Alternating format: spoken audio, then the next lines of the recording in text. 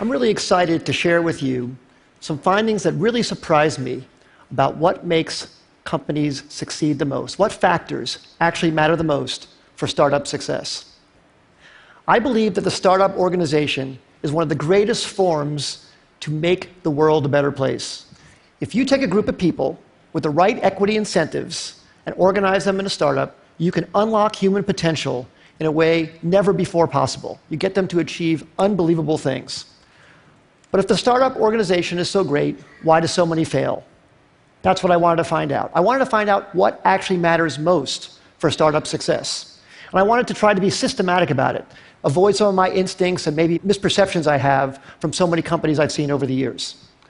I wanted to know this because I've been starting businesses since I was 12 years old, when I sold candy at the bus stop in junior high school, to high school when I made solar energy devices, to college when I made loudspeakers, and when I graduated from college, started software companies. And 20 years ago, I started Idea Lab, and in the last 20 years, we started more than 100 companies, many successes and many big failures. We learned a lot from those failures. So I tried to look across what factors accounted the most for company success and failure. So I looked at these 5. First, the idea. I used to think that the idea was everything. I named my company Idea Lab, and how much I worship the aha moment when you first come up with the idea. But then over time, I came to think that maybe the team, the execution, adaptability, that mattered even more than the idea. I never thought I'd be quoting boxer Mike Tyson on the TED stage, but he once said, "Everybody has a plan until they get punched in the face." And I think that's so true about business as well. So much about a team's execution is its ability to adapt to getting punched in the face by the customer. The customer is the true reality. And that's why I came to think that the team maybe was the most important thing. Then I started looking at the business model. Does the company have a very clear path generating customer revenues? That started rising to the top in my thinking about maybe what mattered most for success. Then I looked at the funding. Sometimes companies received intense amount of funding. Maybe that's the most important thing. And then, of course, the timing. Is the idea way too early and the world's not ready for it? Is it early, meaning you're in advance and you have to educate the world? Is it just right, or is it too late and there's already too many competitors? So I tried to look very carefully at these 5 factors across many companies.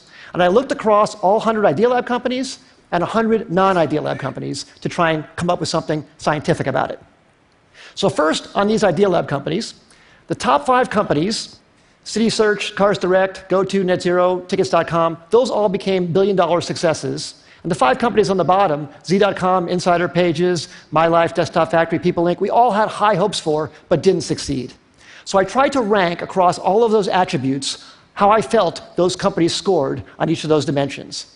And then for non-Idea Lab companies, I looked at wild successes like Airbnb and Instagram and Uber and YouTube and LinkedIn, and some failures.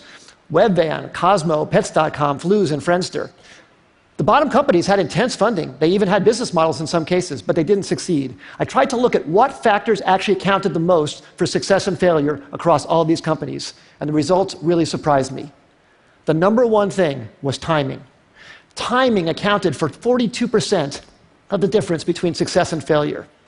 Team and execution came in second, and the idea, the differentiability of the idea, the unique idea, that actually came in third. Now, this isn't absolutely definitive. It's not to say that the idea isn't important.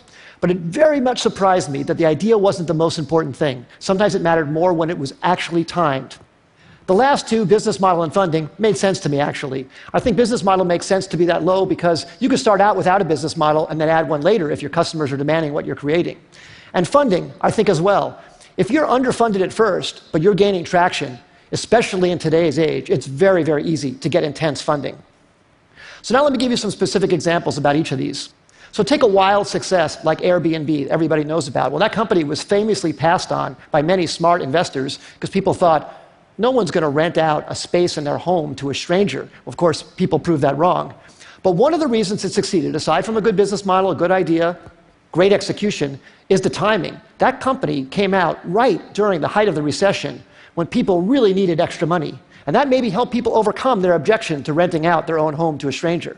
Same thing with Uber. Uber came out, incredible company, incredible business model, great execution too, but the timing was so perfect for their need to get drivers into the system. Drivers were looking for extra money. It was very, very important. Some of our early successes, CitySearch came out when people needed web pages. GoTo.com, which we announced actually at TED in 1998, was when companies were looking for cost-effective ways to get traffic. We thought the idea was so great, but actually the timing was probably maybe more important. And then some of our failures. We started a company called Z.com. It was an online entertainment company. We were so excited about it. We raised enough money. We had a great business model. We'd even signed incredibly great Hollywood talent to join the company. But broadband penetration was too low in 1999, 2000. It was too hard to watch video content online. You had to put codecs in your browser and do all this stuff. And the company eventually went out of business in 2003.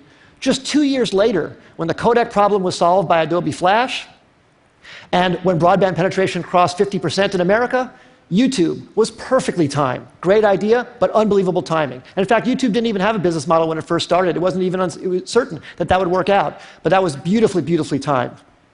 So what I would say in summary is execution definitely matters a lot. The idea matters a lot, but timing might matter even more. And the best way to really assess timing is to really look whether consumers are really ready for what you have to offer them, and to be really, really honest about it, not be in denial about any results that you see. Because if you have something you love, you want to push it forward, but you have to be very, very honest about that factor on timing.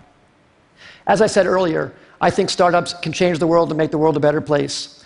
I hope some of these insights can maybe help you have a slightly higher success ratio and thus make something great come to the world that wouldn't have happened otherwise.